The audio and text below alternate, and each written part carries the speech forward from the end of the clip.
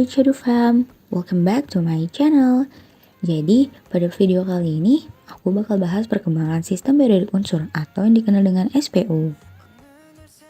Sebelumnya, perkenalkan nama aku Sheryl Salsabila dengan nomor induk mahasiswa 2210 40605 dari program studi pendidikan kimia Universitas UIN Sunan Kalijaga, Yogyakarta.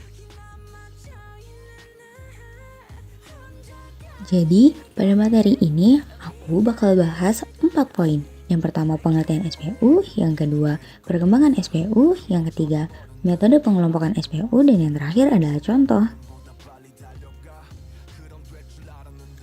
Nah, pada materi pertama yaitu pengertian SPU atau sistem periodik unsur. Di pengertian SPU ini atau sistem periodik unsur kimia adalah suatu sistem dalam ilmu kimia yang berupa susunan unsur-unsur berdasarkan nomor atom dan kemiripan sifat-sifatnya.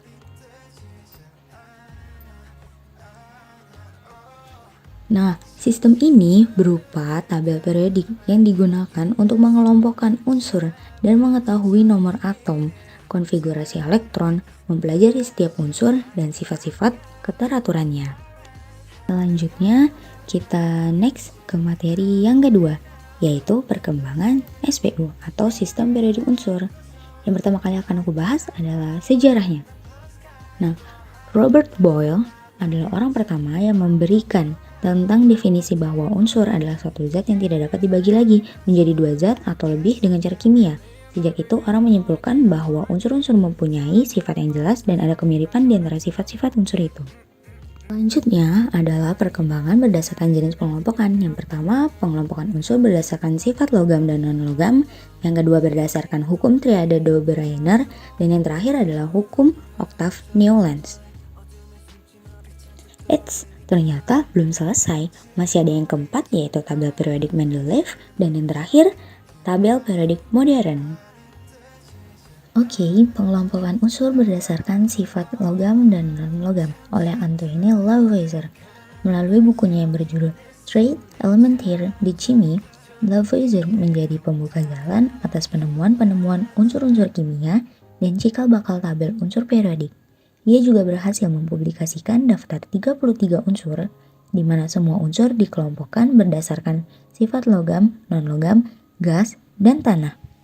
Selanjutnya yaitu berdasarkan hukum triade Dobereiner oleh Johann Wolfgang Dobereiner. Dobereiner mengelompokkan unsur-unsur di mana dalam satu triade yang disusun berdasarkan massa atomnya, unsur kedua setiap triade merupakan massa rata-rata dari unsur pertama dan ketiga. Sistem triade ini didasarkan pada sifat fisik dan kimia suatu unsur. Hukum Dobereiner kemudian dikenal dengan hukum triade atau hukum triad. Selanjutnya, berdasarkan hukum oktav Newlands oleh John Newlands. John Newlands mengelompokkan unsur-unsur periodik kimia berdasarkan kenaikan massa atom. Newlands menyimpulkan bahwa sifat kimia dan fisika suatu unsur akan berulang setiap interval ke-8. Newlands menyebut peraturan ini dengan istilah hukum oktav karena menyerupai perioditas oktav musik. Oke, selanjutnya yaitu tabel periodik Mendeleev oleh Dmitri Mendeleev.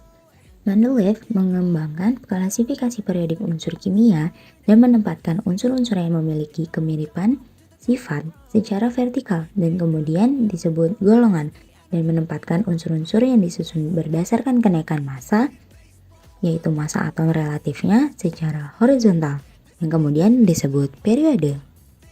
Oke, selanjutnya yaitu tabel periodik modern oleh Henry Moseley.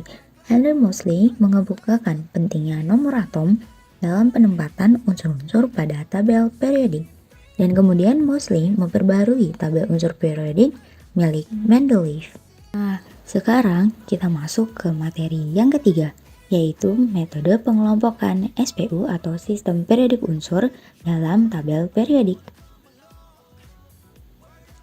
Setelah disempurnakan oleh Moseley berdasarkan temuan Mendeleev, pengelompokan dalam tabel unsur periodik modern dibagi dalam dua jalur, yaitu jalur vertikal atau yang disebut dengan golongan dan jalur horizontal atau yang disebut dengan periode.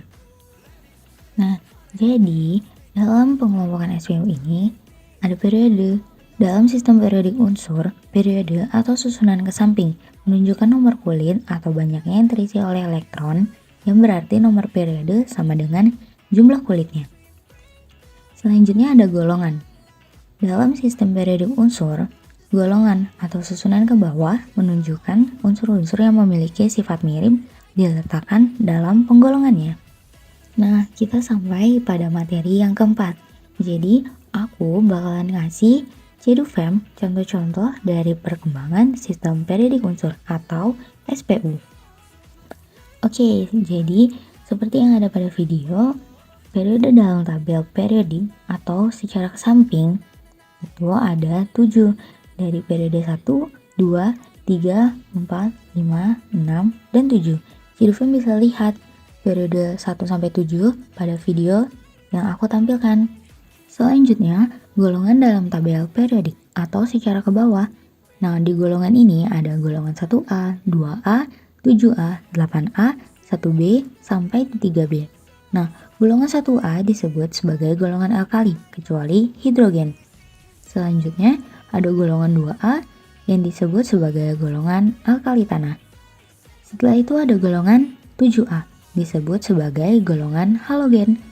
Nah, setelah itu ada golongan 8A, disebut sebagai golongan gas mulia, dan yang terakhir ada golongan 1B sampai 3B, disebut sebagai golongan transisi.